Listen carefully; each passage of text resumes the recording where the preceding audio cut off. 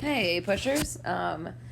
Welcome to the Chapter 12 lecture. I'm going to try to keep this fairly short because I know that you also are listening to the Chapter 11 lecture from Mr. Blay this week. So, Chapter 12 is going to focus on, as Brinkley has titled it, antebellum culture and reform. I think, just to make a quick note, when we look at the title of this chapter, the word antebellum, this defined or translates as before war.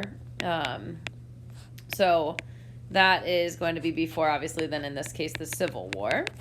Culture we know, and then reform is change. So we're going to be looking at changing cultures and the way that the United States landscape kind of changed culturally in between 1820 and 1860.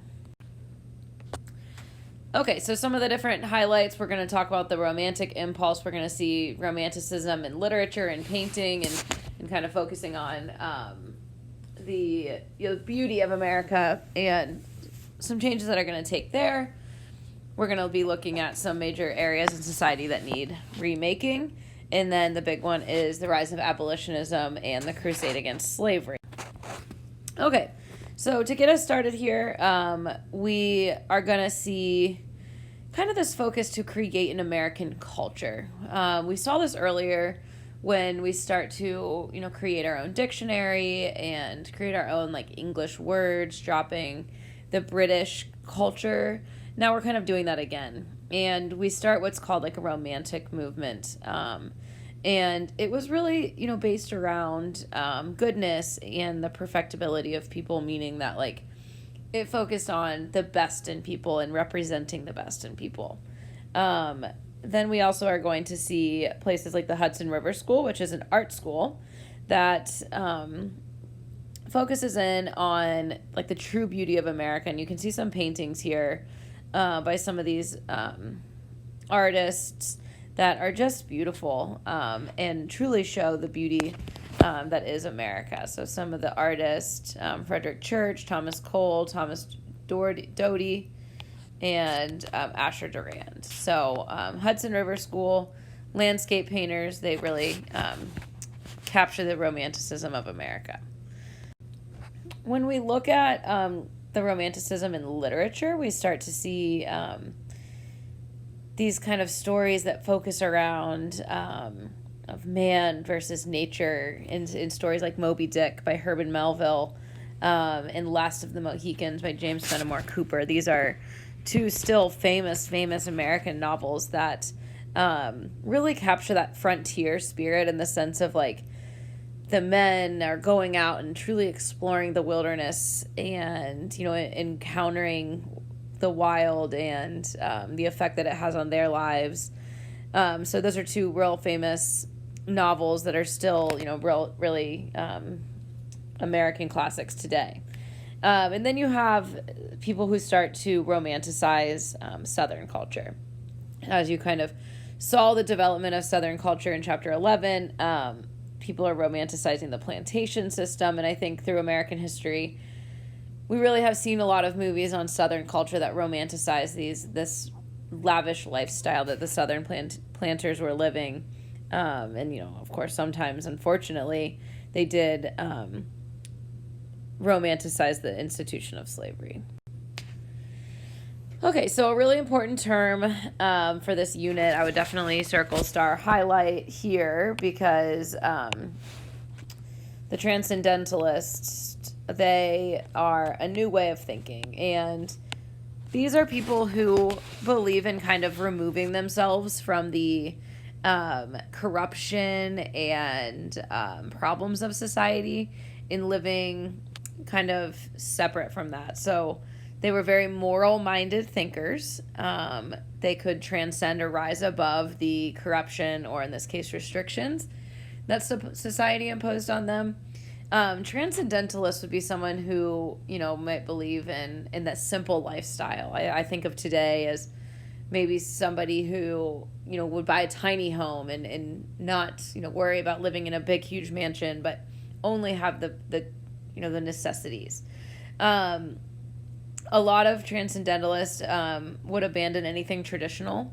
Two very famous transcendentalists, I would focus in on both of these. I know both of these. We have Ralph Waldo Emerson, who was a writer, and Henry David Thoreau, who focused on civil disobedience, which is a method of that people like Gandhi and Martin Luther King will use in their fights for liberty down the road. So Ralph Waldo Emerson kind of believed in this idea of becoming one with the natural world.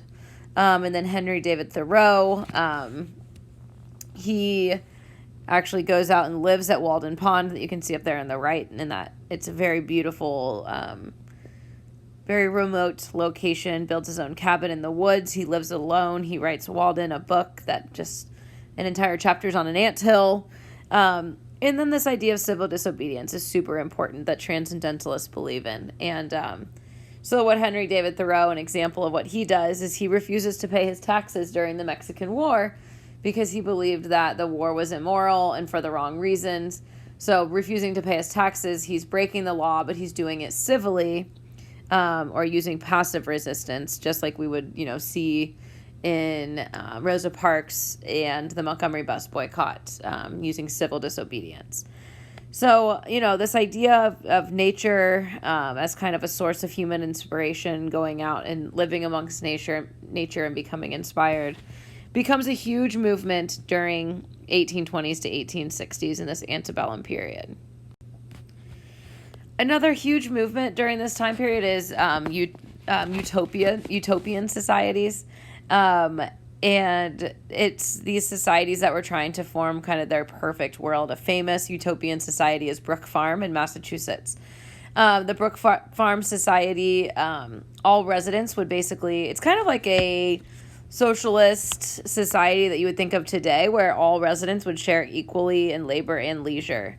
And he wanted people to have time to relax and be one with themselves. And Brook Farm, it did struggle though with differing individual freedoms and this demand for always people wanting more. So another one is New Harmony in Indiana. This was another communal living situation where people lived with complete equality, but they had economic failures because there wasn't a lot of incentive to produce when you knew that everybody was going to be equal. So some failures here is that it really lacked any sort of incentive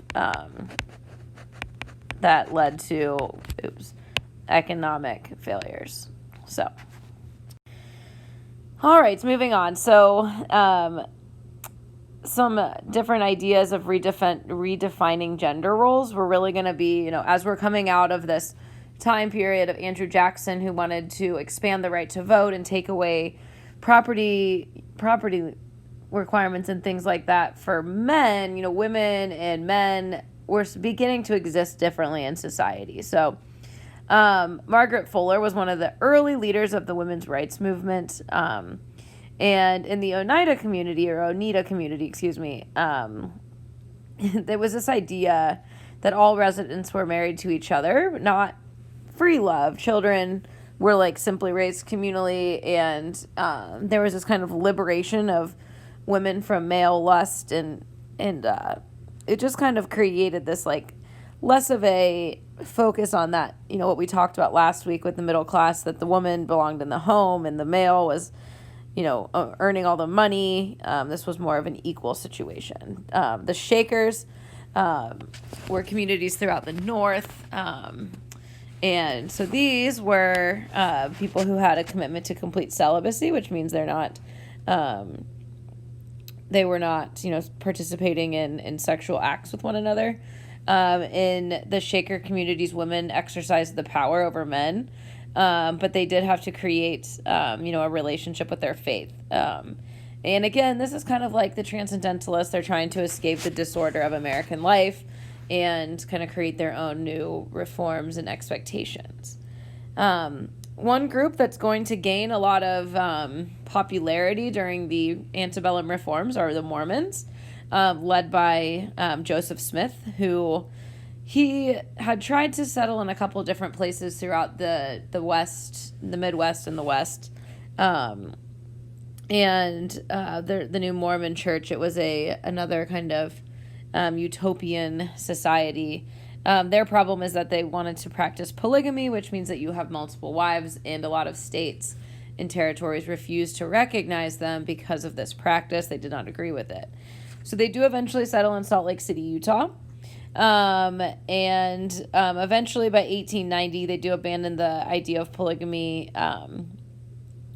just so that Utah could be admitted into the Union as a state, but it does persist in some fundamental Church of Latter-day Saints communities even still today. So it did create an issue for this utopian group of the Mormons. Okay, so when we're looking at some of the big reform movements, we're going to see, this is a great resource right here. These were some of the big focuses in recreating American society. So we've got everything from temperance, which is the slowing of alcohol or not consuming alcohol. We have education, which we're going to see a big focus on reforming public education. We see the care for the poor, mentally ill, criminals, the handicapped, and we're really going to see some changes take place here. So for example, Charles Grandison Finney, he believed that each person contained within themselves the capacity to experience a spiritual rebirth. So kind of like the idea of being born again. So if you had created problems or committed mistakes in the past, you have this ability to be born again or reborn, and people really, really buy into this. And this all kind of stems from the Second Great Awakening, and people really are going to use this as, especially like an escape from like alcohol. Say you had suffered from like alcohol issues, you can be born again, and this idea that you may have been broken but you can be fixed is really going to trigger the major reforms and changes in society, when we're looking at these different things that people are going through during the time. So this idea of rebirth or being born again. Okay, so we're first going to focus on the Temperance Crusade. So temperance is the desire to curb or stop the consumption of alcohol in America. So those who were leading the Temperance Crusade, they believed that alcohol only drove crime and disorder and poverty. And it was mostly women who led this because their husbands were at home, coming home, after work and going and drinking after work, and they'd be abusive, and they'd be spending the family's money on alcohol instead of, on putting food on the table for the kids. So women were really, really pushing for temperance. And, we eventually do see the 18th Amendment passed as kind of a connection or synthesis point to future reforms with this, the 18th Amendment, which is later on then, repealed by the 21st, which brings alcohol back. So anyways, we see some groups form, the American Society for the Promotion of Temperance. In this group, many members were trying to get over their own drinking problems, so they pledged to give up liquor. Many women were in this group, and it was, it was fairly successful. We obviously see an amendment passed later on. I always get a kick out of this picture here. Lips that touch liquor shall not touch ours. Quite the threat there. So, there was a difference between liquor and like beer versus wine. Some people believe that liquor was just worse, and that was kind of the focus. And then depending on the social classes, there's social differences and stuff like that. Another huge reform is in medicine. We have health fads like phrenology, which is down here. You can see phrenology taking place. It basically said that the different shapes in your skulls meant different things about you. And it was used to place people in order of ability. So this is not actual scientific relevance today, and it could play into things like social Darwinism, that someone's better suited for society or economic growth, but it was a big fad during this time period. Some other medical advances, we're going to, interesting timing, the discovery of contagion. This idea that disease can be transmitted from one person to another. Wow, too soon. And wow, washing your hands. And this one's kind of morbid, but the handling of dead bodies, keeping them away from other sick people. Who knew last year when I was teaching this that we'd be living in the midst of a global pandemic? But it was basically the problems with modern science, the causes of this is that, there was just a basic lack of knowledge of disease. And so this idea that, one person can spread a disease to another person is going to be a complete game changer. And again, too soon. Feel uncomfortable just talking about it.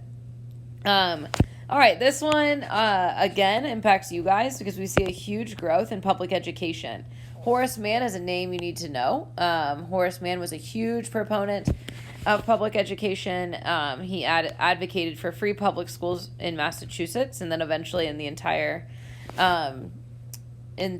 country. I think back to my freshman year classes in education at Marietta College, and one of the first people I learned about was Horace Mann as being the father of public education.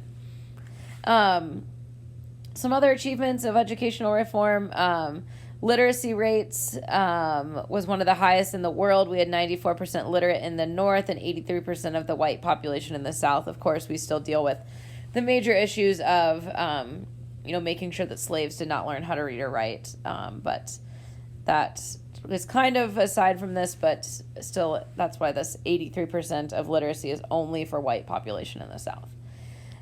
We do start to see kind of the social values for children changing. And, public schools can help with this, that you go to class and you switch classes when the bell rings, and things that you don't even think about as being relevant today, started back then. So, rules and things like that. And we do see a new focus on providing assistance to handicapped. So we see schools for the blind, schools for deaf. So, that can be compared to the Americans with Disabilities Act today and the ADA regulations that are put into schools, IEPs, 504s, and different support systems that we have for special education today.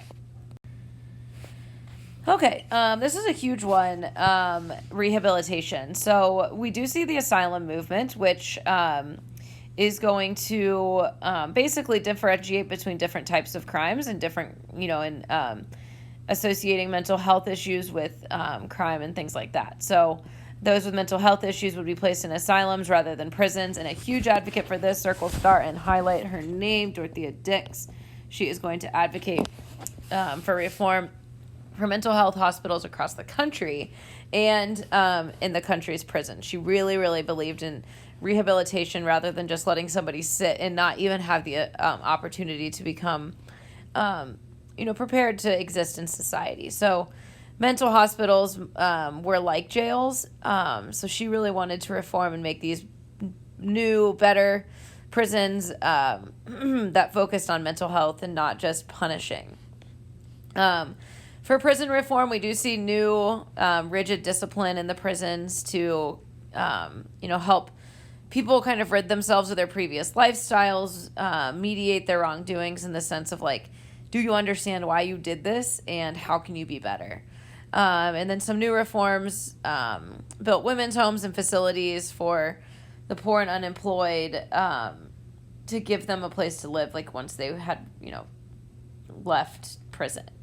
We also see new ideas about organized relocation and, the idea of allowing natives to have a chance to assimilate while being completely separate from whites. And this really did hurt natives because they were moved to the worst lands, and we know about this from Andrew Jackson. It was a real problem in a continuity of treating natives poorly. This slide is super, super important, always a huge focus on when we look at continuities of women's rights, reform movement, and the rise of feminism. So women do begin to start thinking outside of their sphere of domesticity. The Grimke sisters are going to be women who, talk about if we're going to focus on freeing the slaves and giving slaves rights, why shouldn't women also have these rights? And they become huge abolitionists as they kind of see these movements going hand in hand. Some famous women's rights advocates and activists in the early years, we have Catherine Beecher, Harriet Beecher Stowe, Lucretia Mott, Elizabeth Cady Stanton, Susan B. Anthony, and Dorothea Dix, who all kind of acted outside of the expected behaviors of women. They, some didn't marry, and they wanted to get jobs and education and have influence in society, and they did truly fight for women's rights. These women are going to meet in Seneca Falls, New York, in northern New York, and they create, based off of the Declaration of Independence, what is called the Declaration of Sentiments. And in this, they say that men and women are created equal. This began the right to vote, which they obviously did not get until 1920. So this was just early work. They hated the idea of separate spheres. They hated the expectation that women were in the home. And many of these women were from Quaker societies that did focus on equality in those early years of America and even back into the colonies. Now, despite having women fighting for women's rights, there were some success stories, but in the big picture, the antebellum period really didn't do much for women. They were still riding on the coattails of some more prominent movements like abolition. Which takes us to this slide here, the opposition to slavery. We do start seeing large groups of people form in opposition to the practice of slavery. The American Colonization Society was started in 1817, and they had the goal of supporting a new colony of Liberia in Africa where freed slaves could go to live. So this was kind of this mindset that spread throughout America that the slaves would be freed, but they also wouldn't live here. It wasn't like they would be freed and then immediately move to the north.